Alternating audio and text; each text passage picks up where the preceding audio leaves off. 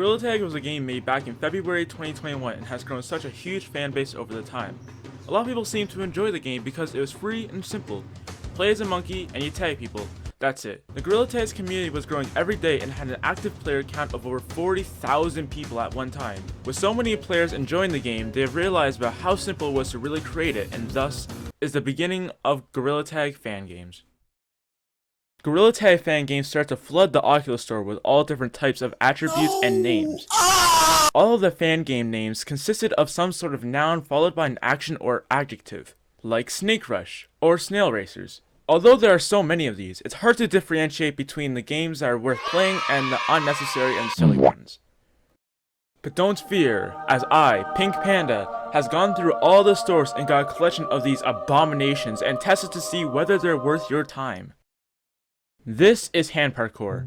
Upon loading in, we can see that we don't have a player model due to there not being any active servers, I think. Although this is roughly what the models would have looked like. Behind us, we can see that we have some amazing cosmetics that will be coming very soon. This sign has been up for like a whole 6 months. As the name suggests, we go around and we do some super cool parkour moves. Once we're done that, we can go forward and see these wooden blocks, which is a great opportunity to do even more parkour.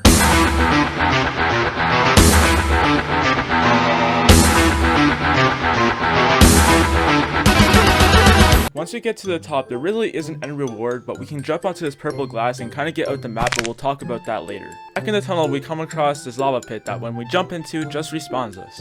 On the other side of the lava pit, we come across this odd looking bridge with these swords that are swinging from left to right. Not gonna lie, they kind of look like something that Kratos would use to fight off demons. And for some unknown reason, there's this piece of wood that is also swinging like the swords.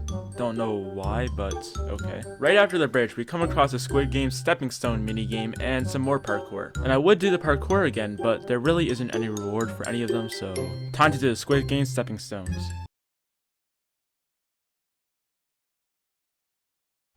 First try. Although there doesn't seem to be anything here with the big coming soon sign, if we go behind the back, we can see that there's this blue box, and if we walk into it, we are now in an elevator. This doesn't make any sense. After you wait a bit, the elevator stops and it reveals this blue box. I wonder what's in it. We are now in the back rooms and we are given a gun for some unknown reason. Although this AI comes at you as if it was actual threat, it can't actually kill you. But he can. He can't actually hurt or threat you, but he seems to be kind of scary and you can kind of just shoot him off and he'll start spinning. I'm very glad that he has the word enemy on his shirt because honestly I would not have been able to tell otherwise. Bruh. And besides from the enemies chasing you, there really isn't anything here to do because there's no exit, so you're automatically forced to just close the game from your Oculus if you want to leave. Although there are more secrets in this game, I'm not going to go over them just because that we've talked a lot about this game. However, this game does have a lot for you to do, so you can kind of go and check out and explore some things. It kind of sucks that there's no online servers, which kind of ruins it a bit, but I can understand why they shut it down because it wasn't really getting many players. And my rating for this game is a 6 out of 10. This is Squid Smack, the game where you smack squids. I don't know. The first thing that I noticed about this game is about how good the graphics are compared to all the other games that we're going to be talking about. The player models also seem to have some good detail put into them, which is pretty nice. This game also seemed to have a working cosmetic shop, but I didn't really try anything on. I don't know why, but I just didn't. There also seemed to only be one level that was made, and that was the shipwreck. Something I noticed while trying to go through the tunnel was about how inconsistent the swimming was. It was either that I was putting too much force and going too slow, or putting little force and going way too fast. Besides from that, the atmosphere of the level seemed to be very well polished. I also found this cool little secret where you were able to go into this cannon and shoot you up to the surface.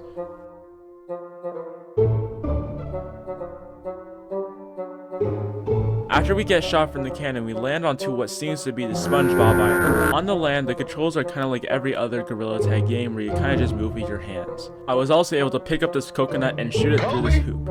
Absolute god. Once you're done, you're able to jump back into the water and spawn right back where you were. You're also able to find other animals in the ocean like sharks and stingrays. But beware, because if you get too close to the shark,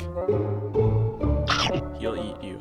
After getting eaten by the shark, you go into his stomach and not gonna lie, it's pretty cool. You're able to pick up fish bones and play the instruments that are around you. Although when I was trying to, this squid decided to use the same bones as me, and after some time you will get shot out from the shark. And although for a game that's called Squid Smack, you haven't really seen all the squid smacking, so here it is.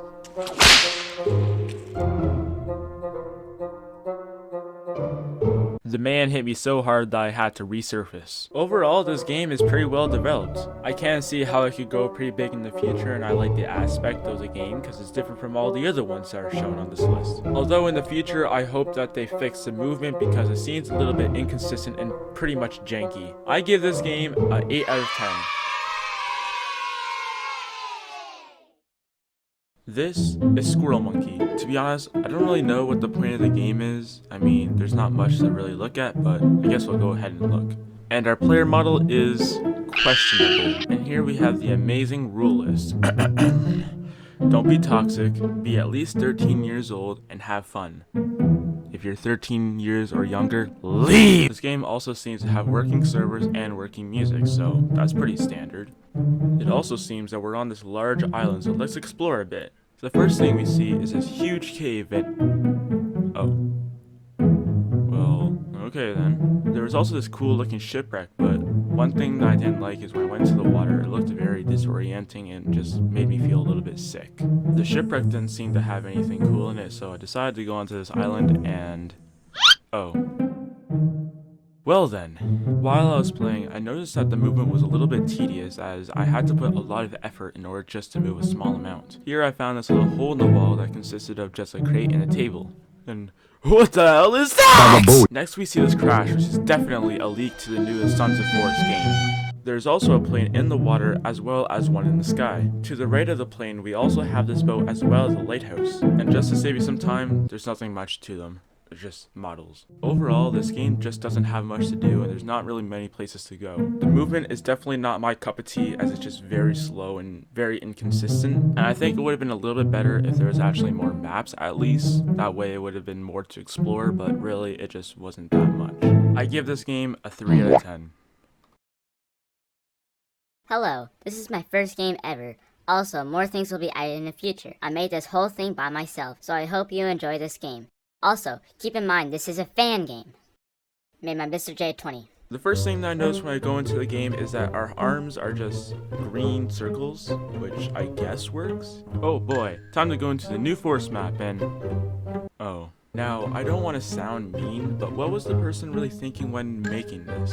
I mean, I will say the designs of everything is top tier, but everything else is just... eh. The first thing that I noticed is that the hitbox on this tree was a little bit weird, which I didn't like. Besides from this tree is just... there was this little pond that is apparently floating. After that, there's literally just nowhere else to go. You can't do anything, you just kind of move around in this environment. This game just lacks enjoyment with barely anything to do when basically no one to play with because nobody's online. It also makes you wonder how this got onto side quests. No offense. There's nothing much to talk about. I give this game a 1 out of 10. This is Bird Runners, and oh my god, is that J-Man Curly? Bird Runners is one of the more well-known fan games of Gorilla Tag. I spawn into this small room and I see this ball and I make an absolute dunk. Afterwards, I go to check the tutorial so I know how to play the game. This part of the tutorial tells me how to fly. After that, the next part of the tutorial is... oh, it's the end. That's it. Afterwards, we go back to the mainland where we're able to change a couple things, including our server, name, and color. The player models are nice and simple, but I'm not really a big fan of the hands. Around us, there's a variety of tunnels that we can do to do different types of activities. The first tunnel contains a shop where you're able to put on different types of cosmetics, although it doesn't really matter since every time you die, it takes it off automatically. And for some unknown reason, I was lagging really badly, so I didn't really get to look at all of them because I was getting pretty sick. The next tunnel is Flappy Bird. I guess you use the fly mechanics to travel through the pipes. Although, I sucked at it. I tried again with even more determination, but I still sucked at it. The next tunnel contained this cool little beach area, where it had 2 slides that you were able to go down.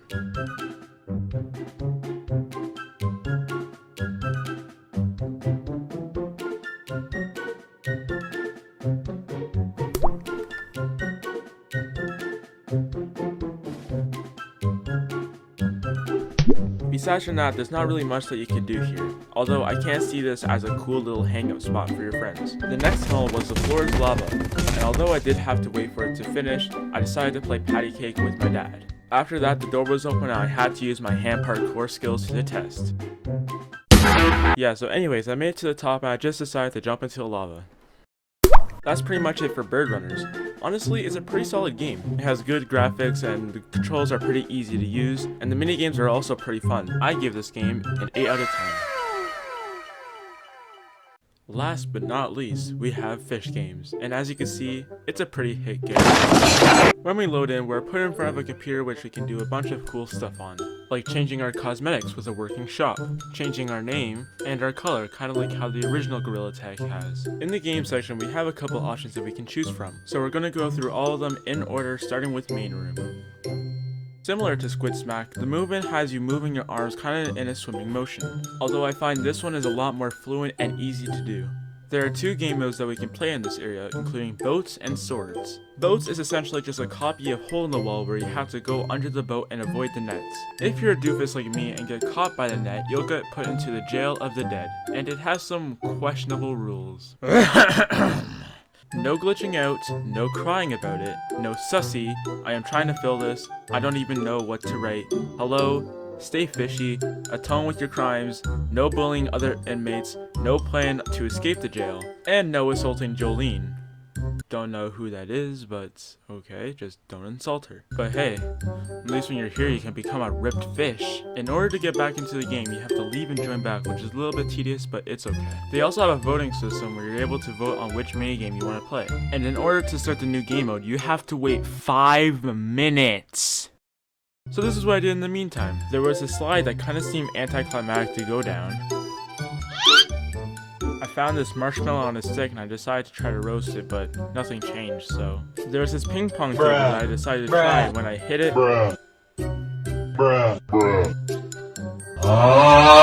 after a long 5 minutes, the Swords game started and I was prepared to dominate.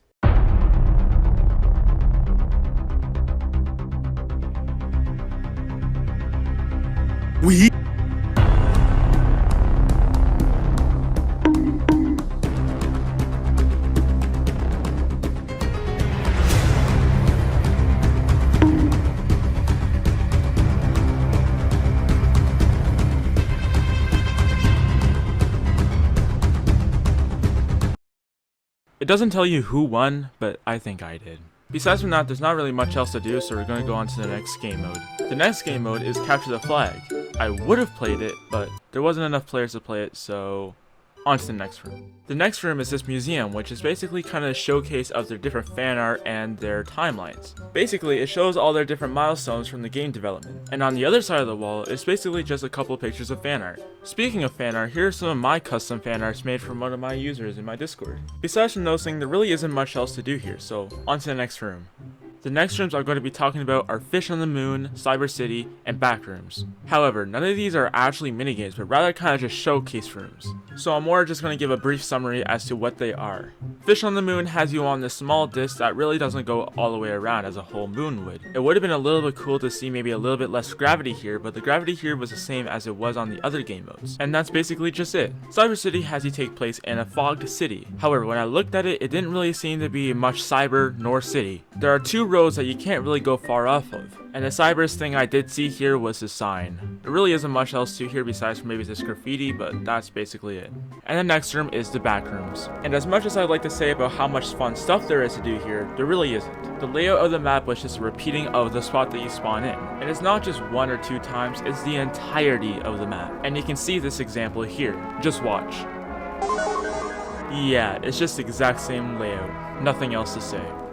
The last game mode we can play is Sandbox mode. By holding your hands out and pressing both the triggers, you're able to summon blocks and place them. You're able to make some pretty cool stuff, and I've seen that this person made this little character, which I thought was pretty cool. Overall, I really like this concept and it was pretty easy to do and use. Although one thing I would have wished to see was some way to save rooms or save your creations so you could spawn them in later to show your friends. But yet that might be too much to ask for, and overall it's still a pretty good concept. And obviously I had to make something cool. Overall, I think this game is pretty cool. The game modes are pretty nice, but I would have wished to see a little bit more effort put into the other rooms. And for this game, I'm going to give it a 6 out of 10. And that's all the games I'm going to be doing today. All these games were pretty fun to play and had all different aspects that made them different from each other. And although we talked about a handful of games, we only scraped the surface with how many Gorilla Tag fan games there truly are. And if this video goes well, I'll go over even more games or maybe just other games in general like Backrooms or Rec Room. And if you haven't already, join the Discord. A lot of cool stuff happens there and you'll be alerted every time I make a new post. The link for that will be in the description. And that's it for today, and I'll see you guys all later.